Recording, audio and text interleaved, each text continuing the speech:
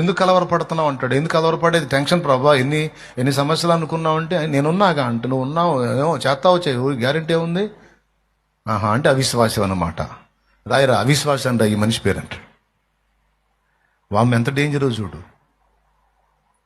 ఇశ్రాయేలీలు వాగ్దాన దేశంలోకి ఎందుకు పోలేదో తెలుసా? అవిశ్వాసమును బట్టి పోలేదని రాశాడు.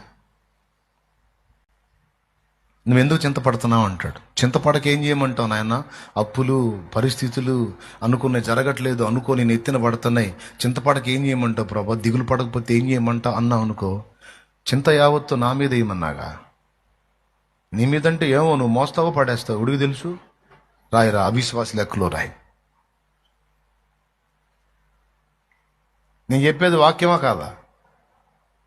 ఆయన ఏం చెప్పాడు? నా మీద వేయి అన్నాడు. వేసి నువ్వే నిన్ను ఎట్ట ఉండమన్నా టయానికి తిని టయాన్ని నిద్రపో, నేను చూసుకుంటాను. నమ్మకం ఉందిగా నీకు, విశ్వాసం ఉందిగా, ఎప్పుడు నీకు ఏది అందాలో నేను చూసుకుంటా, ఏ సమస్యను ఎప్పుడు డీల్ చేయాలో నేను చూసుకుంటా. నీ మీదకి వచ్చిన నిందలు నేను పూదండలుగా మారుస్తా, నీ కన్నీటిని నేను తుడుస్తా, నీకు జాబు లేదా నేను ఇస్తా, తప్పకుండా నీకు అందిద్ది. అది కాకపోతే దాని తాత లాంటి దాన్ని ఇంకో దాన్ని ఇస్తా. అసలు నువ్వు జాబు కోసం ఏడుస్తున్నావు, నీకు 10 మందికి జాబులు ఇచ్చే స్థాయి నేను నీకు ఇస్తా. విశ్వాసం ఉందా? ఉంచితే ఎందుకు దిగులు పడుతున్నావు? ఎందుకు కలవరపడుతున్నావు? ఎందుకు అవిశ్వాసలాగే ఆందోళన పడుతున్నావు? ఎందుకు నువ్వు సంతోషరహితమైన బతుకుతున్నావు? నాకు నచ్చలా. ఇవన్నిటిని బట్టి చూస్తే నువ్వు విశ్వాసగా కనపడట్లా నాకు. నీకంటే అన్ని జనులే నయం అనిపిస్తుంది. శతకోటి దరిద్రాలకు అనంతకోటి ఉపాయాలని చెప్పుకొని వాళ్ళన్న కాస్త నెమ్మదిగా ఉంటున్నారు.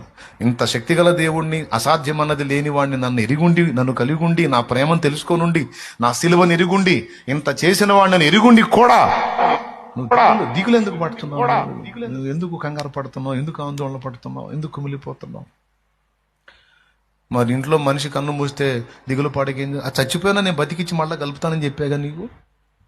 చెప్పావోలే, మళ్ళీ కలుపుతావో లేదో అని అంటే అవిశ్వాసివి. చనిపోయిన వ్యక్తులను సైతం తిరిగి నీకు ఇవ్వగలనని నేను చెప్పున్నాను కదా. నువ్వెందుకు ఆ విషయంలో దిగులు పడుతున్నావు?